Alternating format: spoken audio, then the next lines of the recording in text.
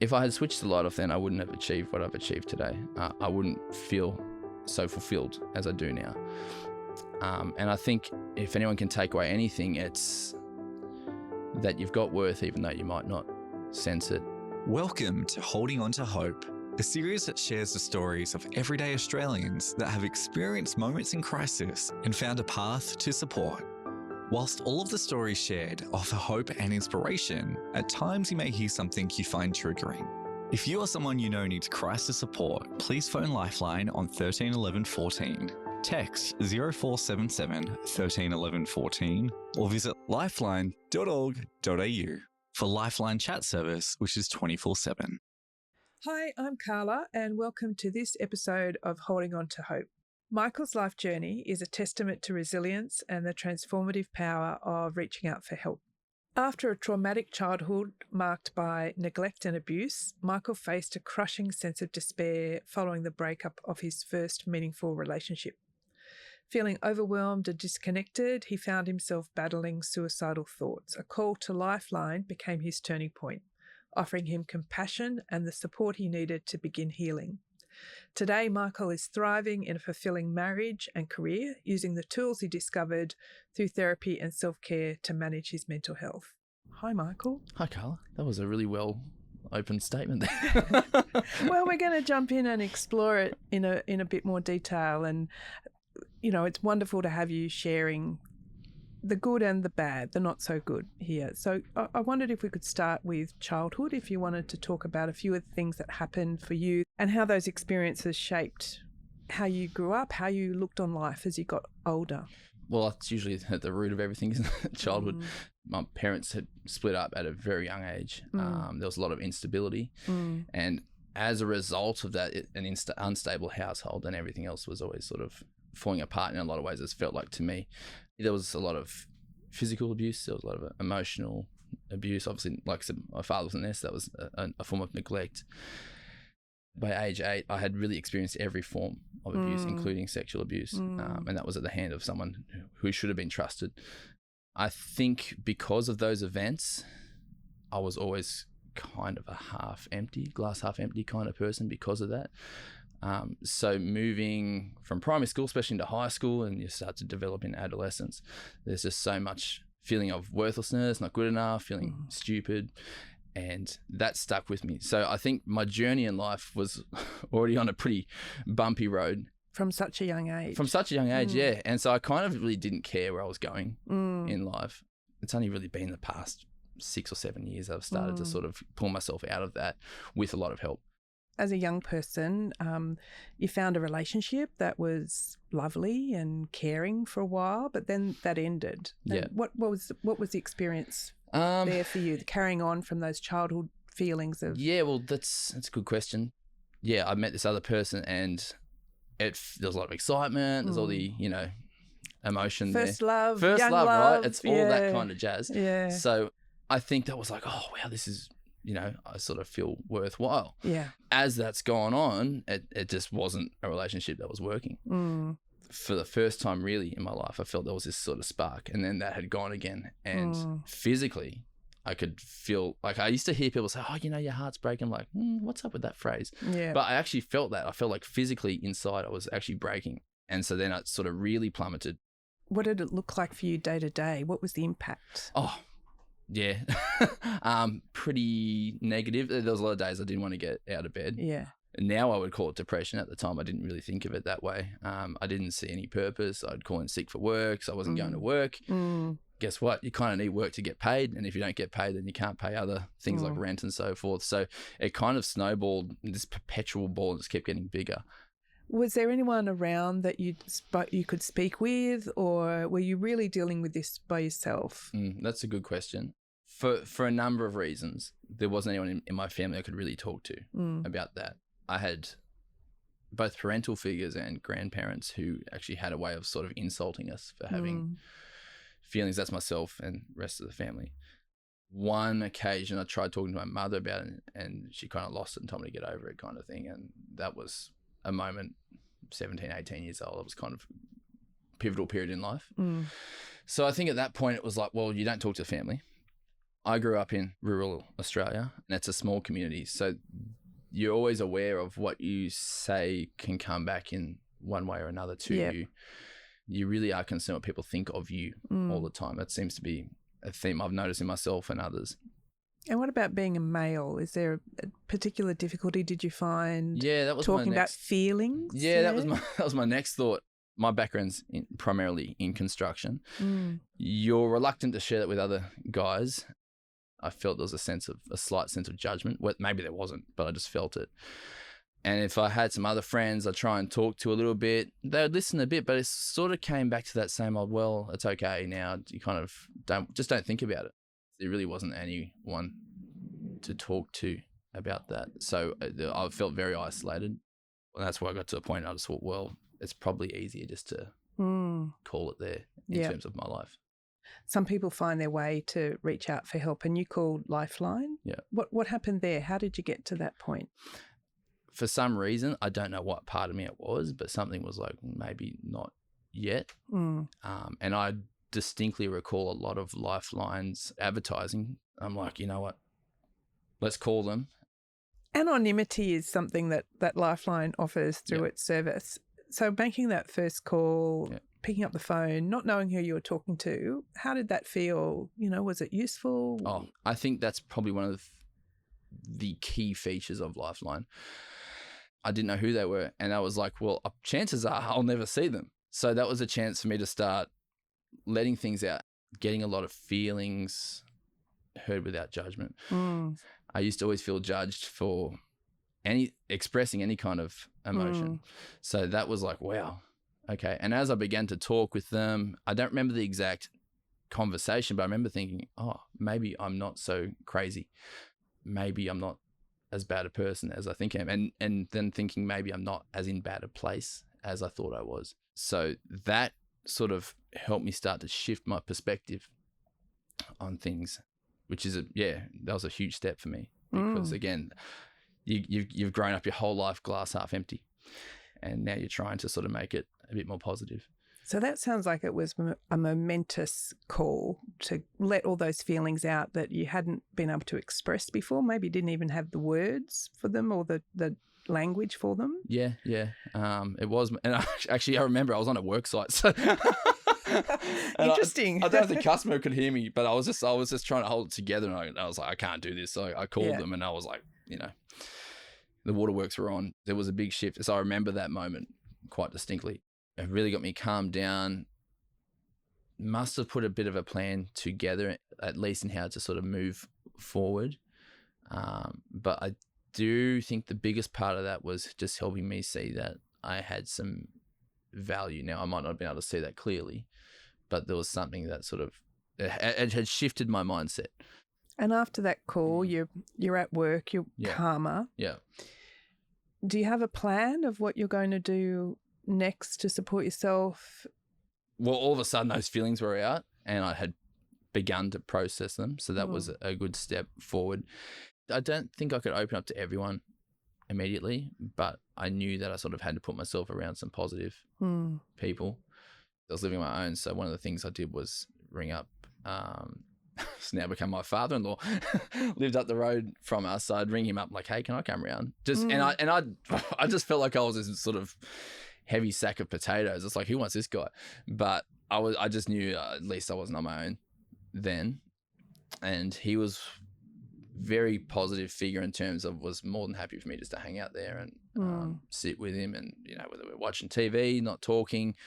It sounds like that gave you some impetus to start reaching out and finding some resources yourself, whether it be hanging out with your now father-in-law. Yeah, well, that really was the first step, I think, actually following that conversation is ensuring I was around a positive group of individuals, if not just one person.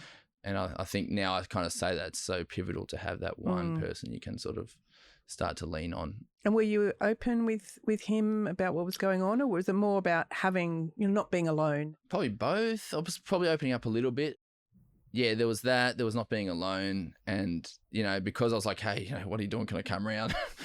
The times otherwise would have been on my own on a weekend or something. I was with them, and then maybe they're going to go and do something that weekend. And so now I'm sort of going somewhere and I'm with other people and I'm starting to reconnect again.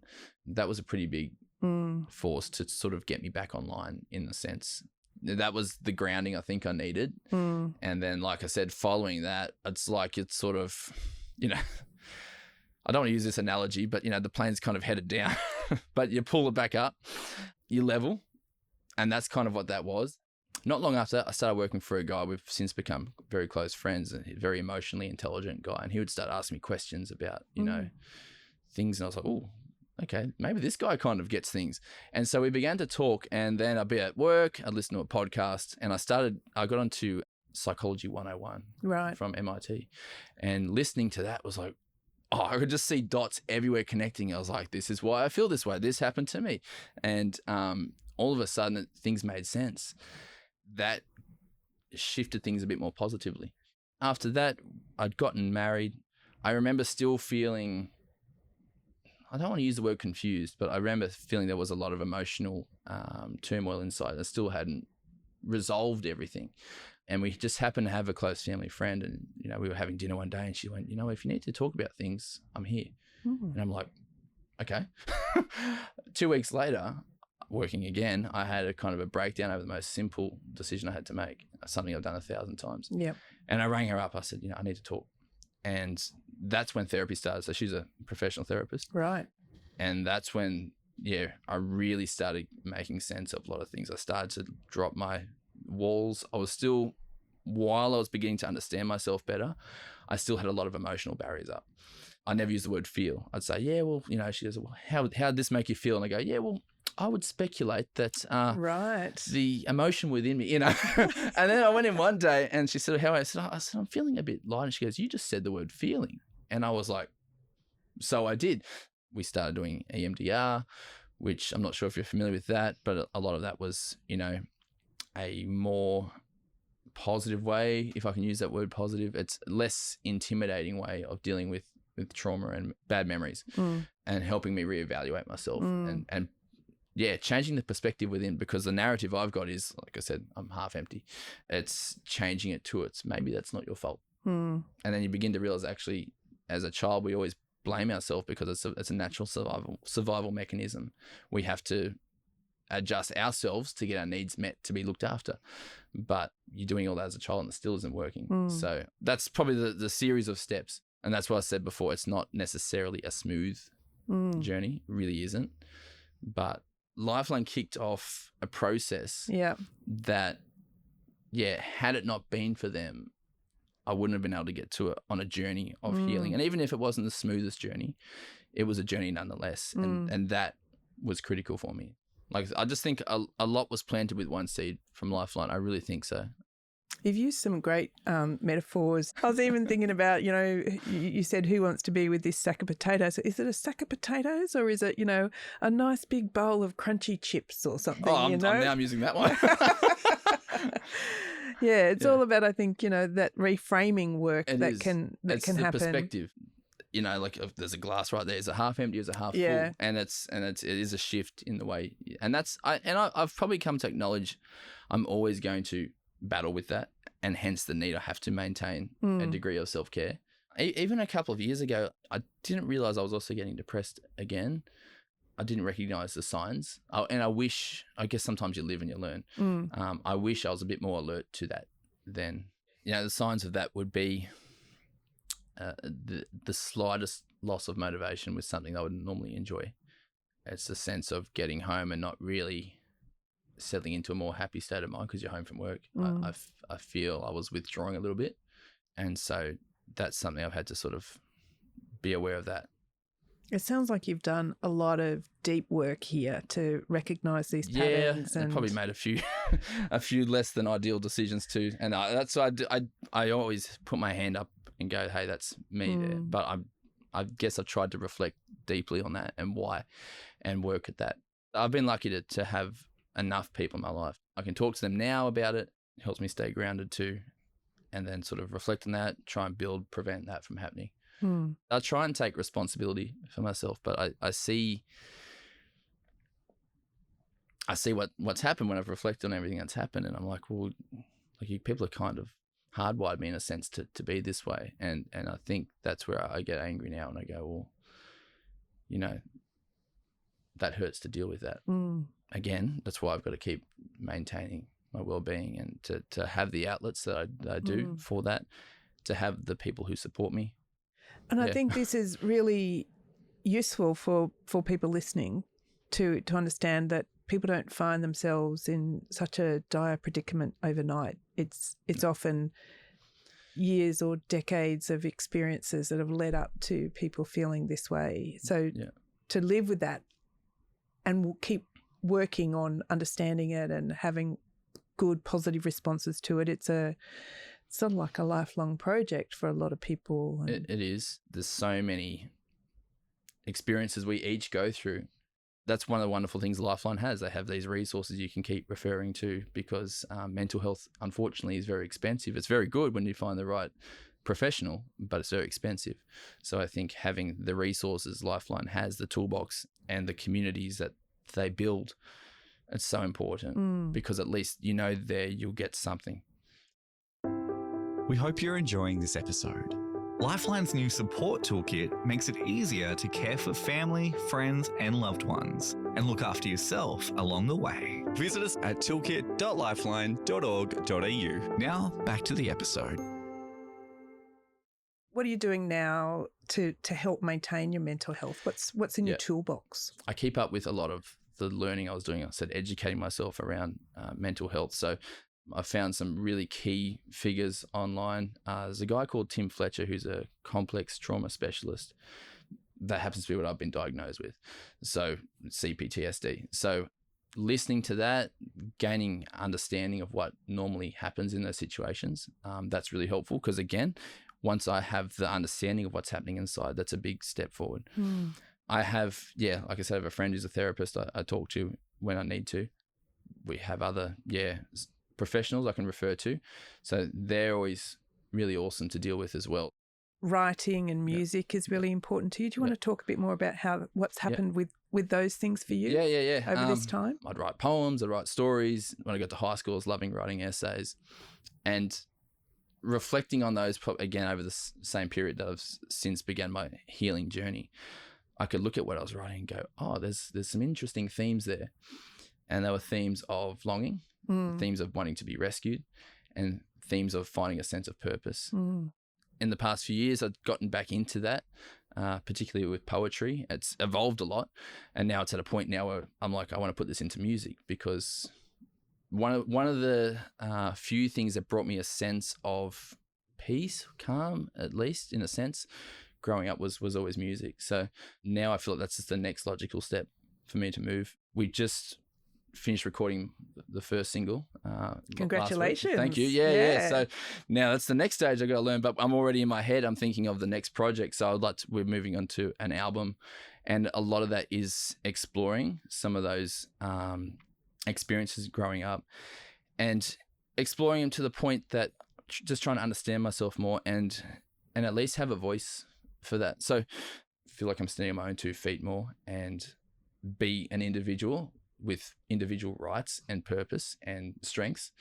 It's exposing a lot of vulnerability, but I think, you've kind of got to, you got to really open up in order to be able to develop strength, which it seems a bit ironic, but that really feels like the case. So with the benefit of hindsight, if you could go back and speak to Michael as a 18, 19-year-old, what would you say to him? So I think I'd be very kind to myself and reassure me that the things that had happened do not have to define me. Sometimes I look at photos, because back in the day I had a Motorola Razr flip phone with a camera you could swivel back. Oh, taking me back. 1.3 megapixels, man. But I've still got some of those photos. It was cringe. I look back and I go, man, this young guy was going through so much. And he was just doing the best he could. At the time, I didn't think that. I was like, I just keep screwing up. Screw up after screw up. If I could just go back and reassure him that it would be okay, that would probably be the most simple yet meaningful thing I could do. What do you want other people out there who might be, who can hear your story and go, yeah, this is pretty similar to mine. What do you want them to know, to hear from you, to take away from your experience? If I had switched the light off then, I wouldn't have achieved what I've achieved today. I wouldn't feel so fulfilled as I do now. If anyone can take away anything, it's that you've got worth even though you might not sense it. And that's why I think Lifeline is so critical, because it's, again, the anonymous nature of it, ringing up. You don't have to know who they are. They will never have to know who you are. And then going from there, starting to get your life back on track, a slow journey, that's okay. I think that's important, that people realize it's never going to be straightforward and smooth. Sometimes it is one step forward and 20 steps back. But the idea is that you keep moving forward, having the right tools and resources. Again, Lifeline's awesome with having their own toolkit and resources. They have this awesome way of quietly dealing with things. Like I said, there's the anonymous nature. You can go on the website. No one has to know. I think you do some online chat stuff with them as well. Yep. Again, so it's not even verbal, right? At that point, you're just writing. So don't switch it off, even though you want to.